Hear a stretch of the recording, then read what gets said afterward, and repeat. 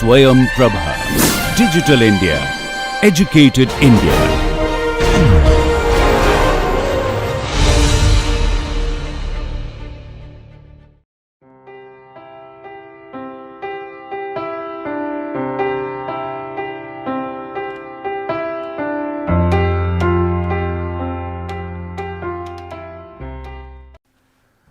So, now in the previous slide I have previous 2-3 lectures I have discussed various classification possibilities, that is actually for if it is a coarse grained soil we can do sieve analysis and hydrometer analysis, combining them I can classify the soil whether it is sand, whether fine sand, coarse sand, gravel sand, all those things.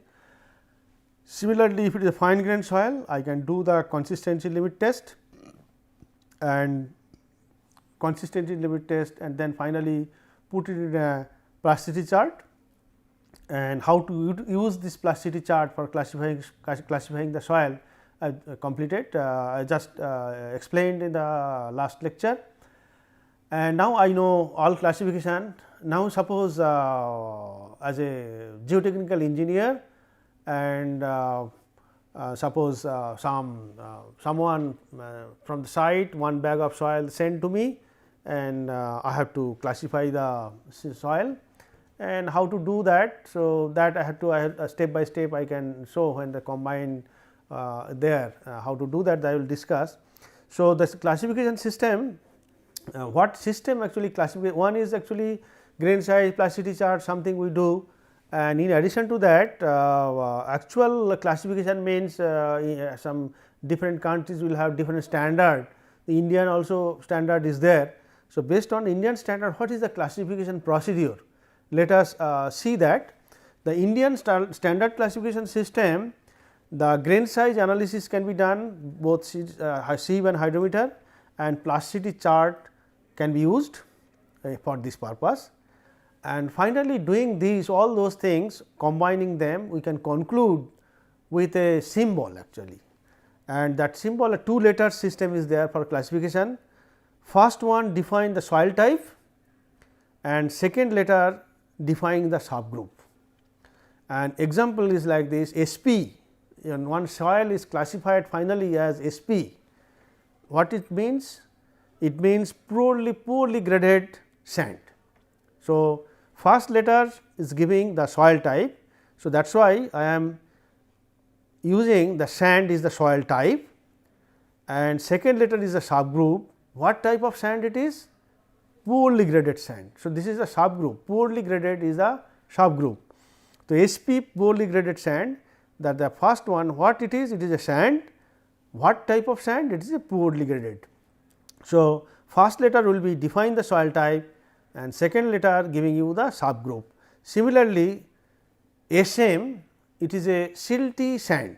What it is? It is a sand, and what type of sand? It is silty sand. That means what? It is sand mixed with some amount of silt.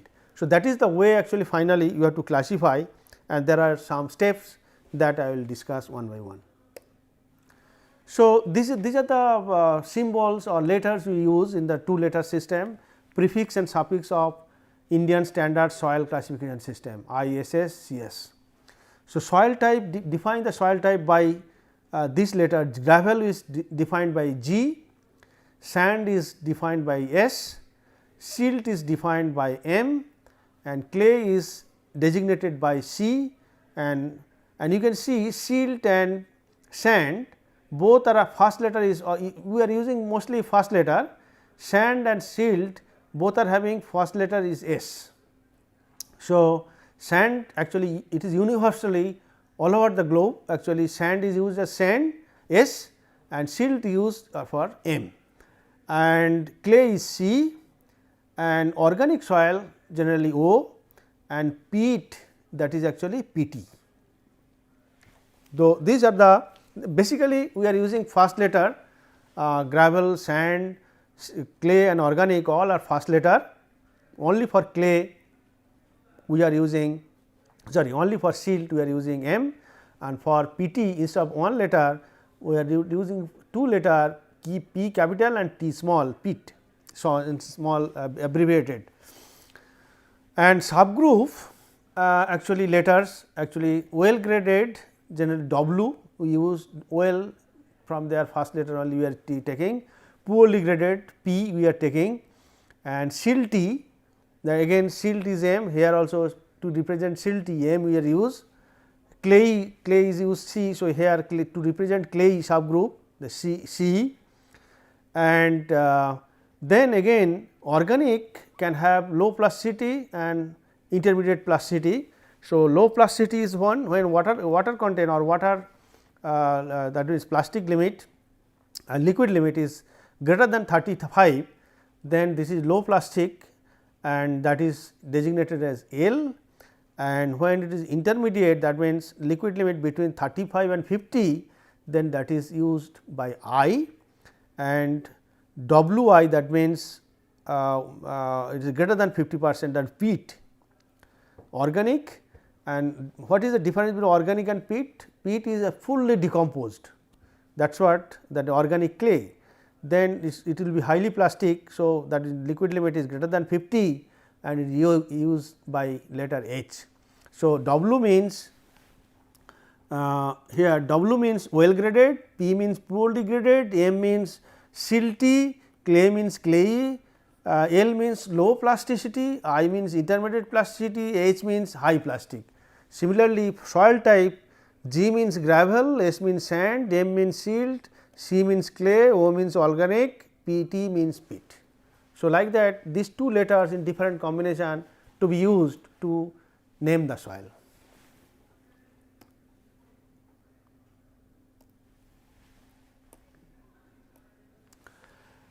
Steps in soil classification you can see, determine. So, first of all you have to, if the one bag of soil comes, as I have mentioned a few minutes back, that if the one bag of soil, then whether you will start doing sieve analysis or do something. So, that there are some steps. So, the steps are that whether first of all you have to examine what type of soil, if it is whether it is organic or not, that to be determined first. Determine whether the given soil is of organic origin or coarse grain or fine grain. These three things first of all initial inspection we can differentiate. An organic soil will be identified visually by its color, generally it will be dark color and brownish black or dark, and it is characteristic odor, there will be smell also, and organic color clay there will be smell. So, first of all you have to initially whether you have to find out it is organic clay or coarse grain soil or is a fine grain soil. If it is organic clay, treatment is separate. If it is coarse grain soil, sieve analysis. If it is a fine grain soil, then it is plasticity analysis. These three things you have to do. Next is next step is if 50% or more of the soil by weight is retained on the 75 micron sieve, it is coarse grain. That means more than 50% retained on 75 micron, then it is coarse grain. If not, then it is fine grain. So, that is the thing to be considered. Next step is if the soil is coarse grain, suppose it is more than 50% retained by 75 micron, then you have decided it is a coarse grain. Then coarse grain soil, if it is coarse grain, immediately what is our next action? Next action will be obtain the GSD, means grain size distribution curve from sieve analysis. If 50% of the coarse fraction again is retained on the 4.75 millimeter sieve, classify the soil as gravel. That means 75% retained soil, 75 50 more than 50%, that is the test we have done, but based on that we have decided it is a coarse grain. Now, that coarse grain soil I am trying to do GSD, and when we find that again more than 50% is retained on 4.75 millimeter, then the soil itself will be classified as a gravel, and if not, if it is more than 50% passed through that, then this to be classified as sand. And if the soil fraction passing through the 75 micron sieve is less than 5%, determine the gradation of the soil by calculating CU/Cc from the GSD curve. So, that means first step what we have done, we are checking whether passing through 75 micron. If the passing through 75 micron is less than 5%, then what you have to do, it is a sand type of soil. So, Cu, Cc etcetera will be calculated, and based on that we can classify the soil as like well graded gravel, well graded sand, poorly graded gravel, poorly graded sand, like that. So, classification can be done based on that if it is less than 5%, and if the more than 12%, sorry, if more than 12% passes through the 75 micron, that 75 micron process material, if it is more than 12%, then perform liquid limit test those passing material or soil, and liquid limit plastic limit test on the soil fraction passing through the 425 micron sieve, and use the plasticity chart to determine the classification, and finally, that this type of classification can be done combination of a gravel and presence of gravel in addition to whether it is clay or silt, that from the plasticity chart can be there, and that combining them we can classify the soil like GM, SM, that means silty gravel, silty sand, or clayey gravel or clayey sand, like that we can classify. Now, if the between 5 and 12% fine particles, less than 5% only grain size distribution, the Cu, Cc all calculation, between more than 5% you are doing plasticity and doing this type of analysis, and if between 5 and 12%, then again the soil is assigned a dual symbol appropriate to its gradation and plasticity characteristic. Again that passing through 75 micron, that has to be grain size distribution, based on that whether this is poorly graded sand or well graded sand, that is there. In addition to that, plastic material also, whether it is silty or sandy or all those things, this dual symbol, that means 4 letters will be there. One is sand, another is again clayey sand, this type of dual symbol to be used.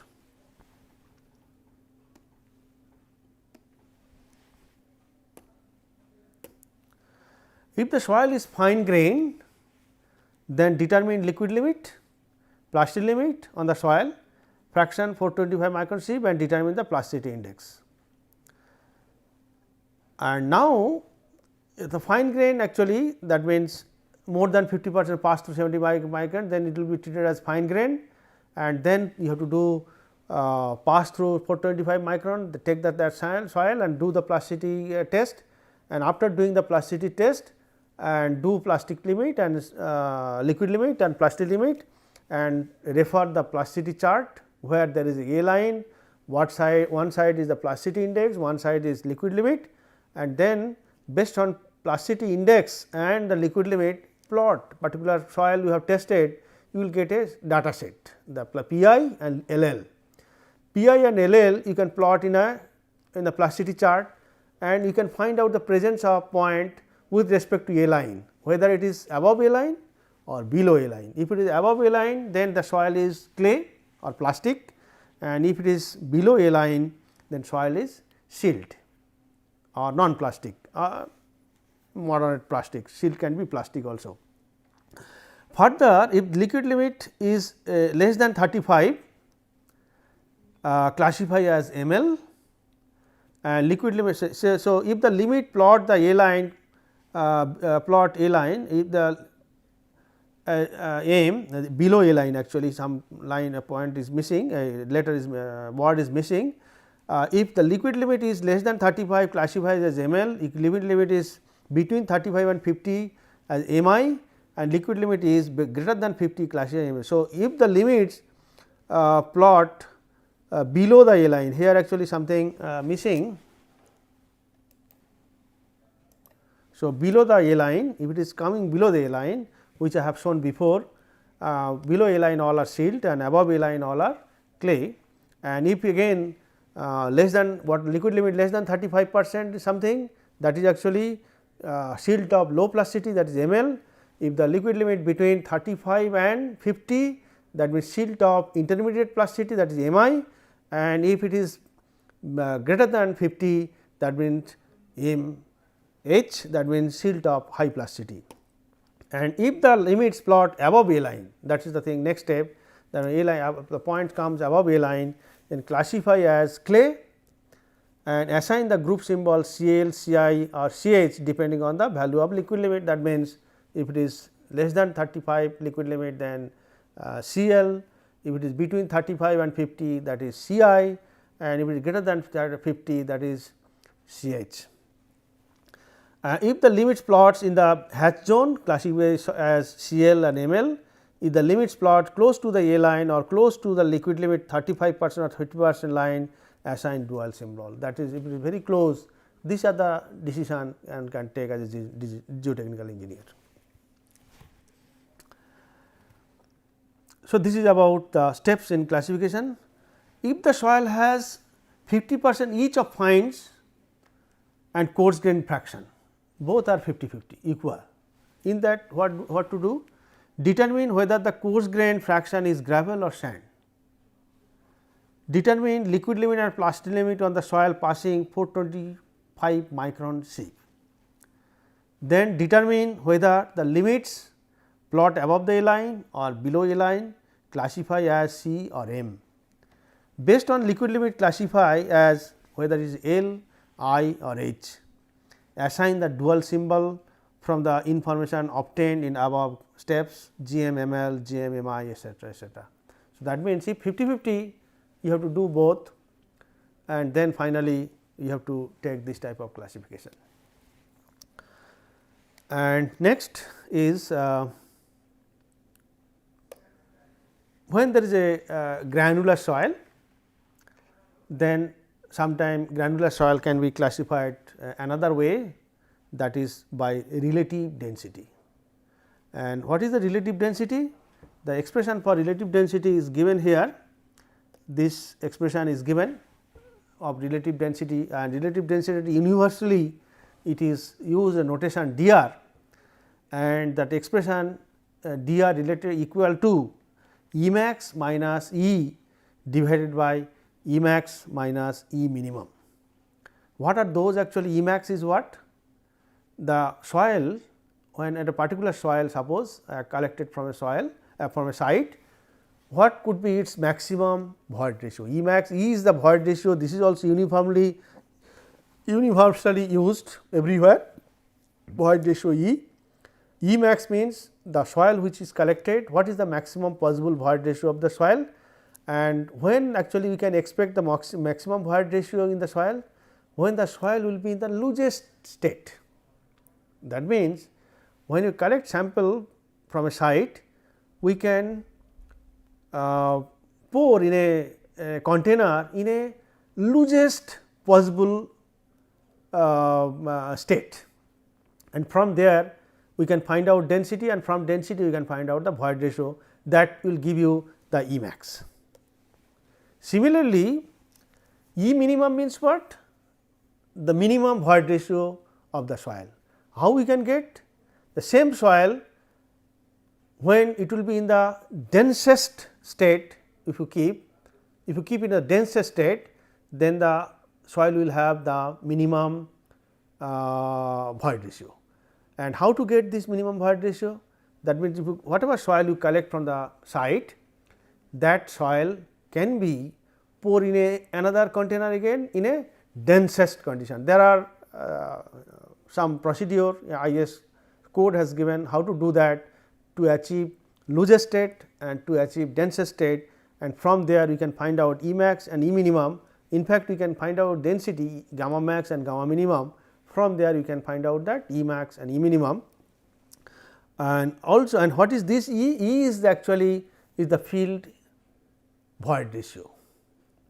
So, if you know the field void ratio and if you know the soil type, then we can determine the E max and E minimum, and putting in this expression I can get a number which is in percent, finally can be expressed, and it will be vary between anything between 0 and 100, but 0 cannot be achieved 0 means nothing is the all voids, and 100 means there is no voids, and both are impossible. 0 voids also difficult to achieve, and without any voids also is impossible to achieve. So, this is the relative density, and this relative, based on this relative density, the soil or granular soil also can be classified another way, that is given here. This is the one, the state relative density less than 15, then soil will be classified as very loose. That means, if the soil at a particular site sand is there, then what type of sand? It is a very loose sand, if it is less than 15%. Similarly, if the relative density, that means we collect the sample, find out the minimum void ratio, find out the maximum void ratio, find out the in situ void ratio, put it in the expression, finally find out this finally find out what this value of relative density dr, if falls between 15 to 35, then the soil will be treated as loose, that means loose sand. Similarly, if that value comes between 35 to 65, the soil will be classified as medium dense sand or medium loose sand. Similarly, if the value falls between or the percent between 65 to 85, the soil will be classified as dense sand, and with this and if it is greater than 85, then it is called very dense. And in fact, very dense, beyond very dense, actually the achieving beyond very dense state is very difficult. And another thing is the amount of effort required from improving the relative density, suppose from 15 to suppose 30, the amount of you are increasing the relative density suppose 15%, but effort required to change this much of relative density, the amount of effort required, and if you suppose another relative density 70 and changing to 75, one is suppose 15 to 30, the effort required here and effort required here, the effort required here will be much bigger than this. So, that means looser side to improving the soil is comparatively less effort is required, but when it is a denser side, the improving by 1 or 2% effort required extensively very high. So, this is the one sort of state, that means if you find in a particular site the soil is in this state, then we can actually find out your state of the soil, that means whether it is loose or very loose or dense or very dense.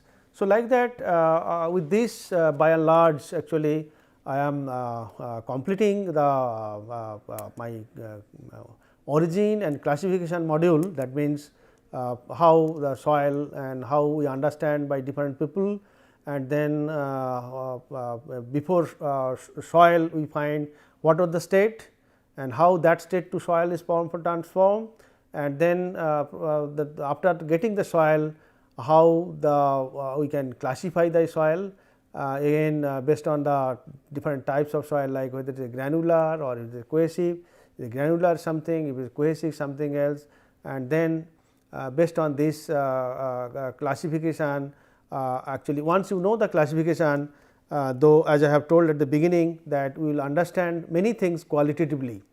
For example, I am telling once again that if it is a soil cohesive soil, then the soil your will be highly compressible, strength will be compressibly less, and permeability will be comparatively less. And if you find suppose granular soil, strength will be comparatively high, it will be settlement will be comparatively less, and it will be highly permeable. Again some classification we get, suppose some soil classified as CI or CL etc., based on that also which soil will be settle more or less, that also we can get it. So, by classification of the soil, to understand the soil, by understanding the soil we can guess some quality or characteristics of the soil, but ultimately when you design something we need some quantity. What is the strength value? A number is required. Similarly, what is the permeability? A number is required. How much it will settle, that is number is required. So, to find out those number, now we will do different analysis, different mechanics we will use, and subsequently one by one we will treat those sections. With this, today I will close this classification. Thank you.